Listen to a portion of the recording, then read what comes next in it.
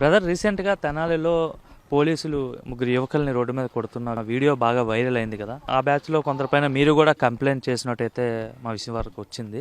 అసలు ఏం జరిగింది? అసలు మీరు వాళ్ళపైన ఎందుకు కంప్లైంట్ పెట్టారు? ఏం జరిగిందంటే ఏం చెప్తారు?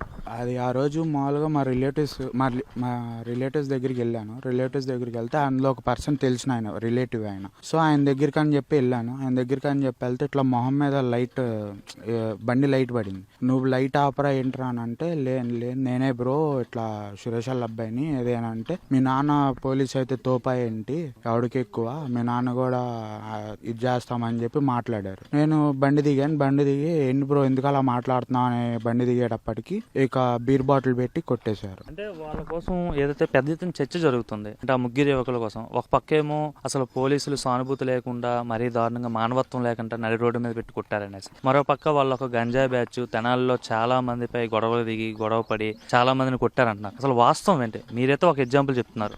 అసలు వాస్తవం అంటే వాళ్ళు గంజాయి బ్యాచే. ఈ తెనాల్లో ఎవరు అడిగినా చెప్తారు ఆ ఐతానగర్ అంటేనే పెద్ద రౌడీ షట్టర్ ఏరియా అని చెప్పి.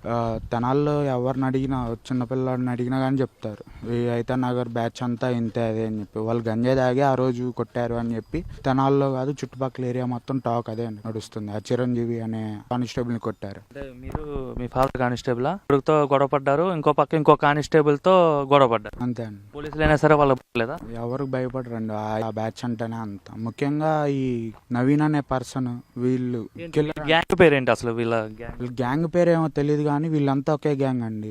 ఉంటారు వాళ్ళంతా? కనపడరు కొంతమంది అయితే కనపడతారు. నవీన్ అనే అబ్బాయి అలియాస్ కిల్లర్ అని అంటారు అబ్బాయిని. అబ్బాయి అయితే ముఖ్యంగా అన్నిట్లో ఉంటాడు. కాకపోతే ఆ అబ్బాయి ఏంటంటే ఇప్పుడు ఇలా గొడవ జరిగింది అనుకో నైట్కి అబ్స్కాండ్ అయిపోతాడు. గొడవ పడతాడు, గొడవ అయిపోయిన తర్వాత అబ్స్కాండ్ అయిపోతాడు, దొరకకుండా వెళ్ళిపోతాడు. అంటే మొన్న దొరికిన ముగ్గురులో ఈ అబ్బాయి లేడా?